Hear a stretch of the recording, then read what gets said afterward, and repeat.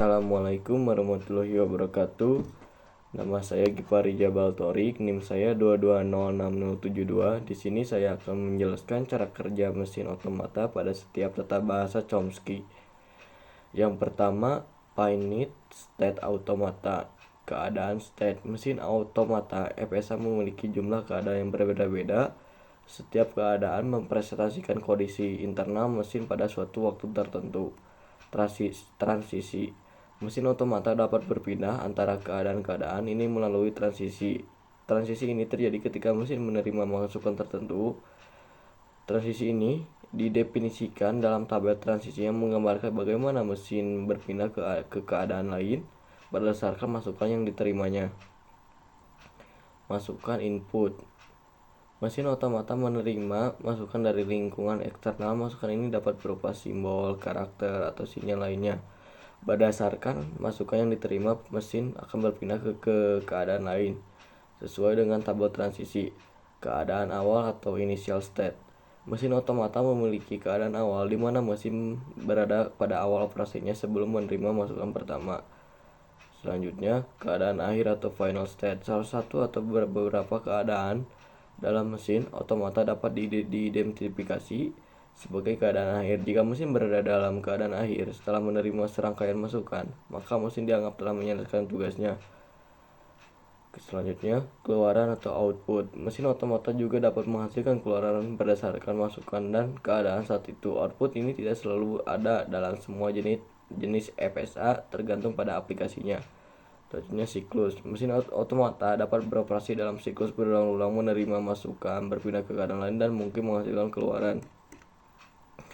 Yang kedua, pushdown automata. Pushdown automata adalah mesin otomata yang digunakan dalam teori bahasa dan otomata yang mengenali bahasa bebas konteks. PDA memiliki kemampuan membaca input menggunakan teknik LIPO atau last in first out pada stack untuk menentukan apakah suatu output dapat diterima atau tidak. PDA terdiri dari 7 tupel, yaitu key, himpunan state, alfabet input, T alfabet stack, key 0 state awal, get 0 simbol awal stack, dan fungsi transisi, dan A himpunan state penerima. Dan beberapa jenis PDA antara lain pada null stack, PDA final state, deterministic, dan non-deterministic. PDA dapat digunakan dalam bahasa teori otomata untuk mengenali bahasa bebas konteks. PDA juga dapat diubah menjadi konteks bebas tata bahasa atau dan sebaliknya.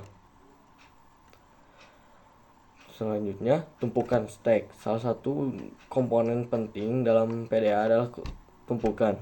Tumpukan ini adalah struktur data berbasis LIFO atau last in first out yang digunakan untuk menyimpan dan mengakses data PDA. Pada PDA dapat membaca, menambahkan, atau menghapus simbol dari tumpukan. Selanjutnya, transisi seperti FSA PDA yang memiliki tabel transisi yang menggambarkan bagaimana mesin berpindah ke keadaan lain berdasarkan masukan yang diterima. Namun, tambah yang penting di sini adalah kemampuan untuk memeriksa simbol dari tumpukan dan memutuskan transisi berdasarkan kondisi tumpukan. Selanjutnya, masukan atau input. PDA menerima masukan dari lingkungan eksternal seperti FSA. Namun dalam PDA mesin dapat memilih untuk membaca simbol dari masukan atau menambahkan simbol pada tumpukan. Keadaan awal atau initial state. PDA memiliki keadaan awal di mana mesin berada pada awal operasinya sebelum menerima masukan pertama. Keadaan akhir atau final state. Mirip dengan FSA, PDA juga dapat memiliki keadaan akhir jika mesin berada dalam keadaan akhir setelah memproses masukan, maka mesin dianggap telah menyelesaikan tugasnya. Cara kerja PDA lebih kompleks. Lebih kompleks daripada FSA karena mesin ini memiliki tumpukan yang memungkinkan untuk mengingat informasi. Sebelum hal ini membuat PDA cocok untuk pemrosesan bahasa kontekstual seperti bahasa yang dapat dihasilkan oleh tata bahasa bebas konteks atau context free grammar. PDA digunakan dalam pemrosesan bahasa penguraian parsing, bahasa aplikasi lain yang memerlukan pemahaman struktur kompleks daripada yang dapat ditangani oleh FSA.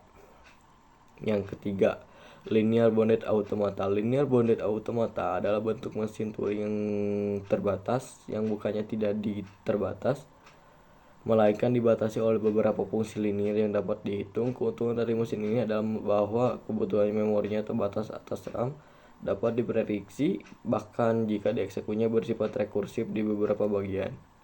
Batasan aturan produksi A kurang dari B, artinya ruas sebelah kiri tidak lebih besar dari ruas sebelah kanan.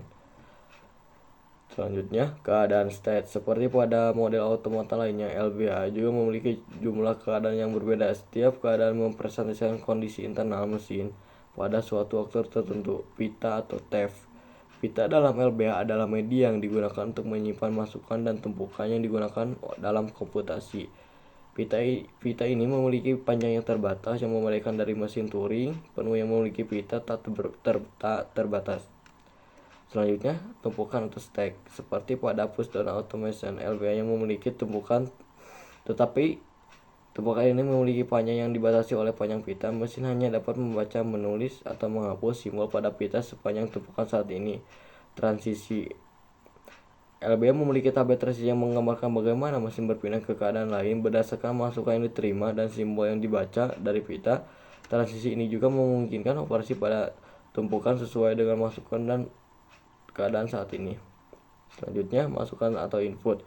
LBA menerima masukan dari pita. Mesin dapat membaca simbol dari pita, menulis simbol ke pita, atau menghapus simbol dari pita sesuai dengan tabel transisi. Keadaan awal atau initial state dan keadaan akhir atau final state. LBA memiliki keadaan awal di mana mesin berada pada awal operasinya sebelum membaca masukan pertama. Juga seperti mesin otomata lainnya, LBA juga dapat memiliki keadaan akhir yang menandakan penyelesaian tugasnya. Yang keempat, mesin Turing. Mesin Turing adalah matematis sederhana yang digunakan untuk menggambarkan perilaku komputer general purpose. Mesin Turing dapat digunakan untuk menghitung kelas fungsi bilangan bulat yang dikenal sebagai fungsi rekursif sebagian partial recursive function. Mesin Turing memiliki kemampuan untuk membaca dan menulis simbol pada pita, mengubah status dari komponen baca atau tulis, dan mengubah posisi pita ke kiri atau ke kanan pada setiap langkah dalam komputasi. Berikut adalah bagian atau jenis pada mesin Turing. Pita tak terbatas. Mesin Turing memiliki pita yang tak terbatas ke kiri dan ke kanan. Pita ini dibagi menjadi sel-sel yang berisi simbol. Pita adalah media di mana mesin Turing dapat membaca, menulis, atau menghapus simbol. Selanjutnya, kepala baca tulis. Mesin Turing memiliki kepala baca tulis yang dapat bergerak ke kiri atau ke kanan. Di atas pita, kepala ini membaca simbol pada sel saat ini, menggantinya dengan simbol lain, dan dapat mengubah keadaan internal mesin. Keadaan.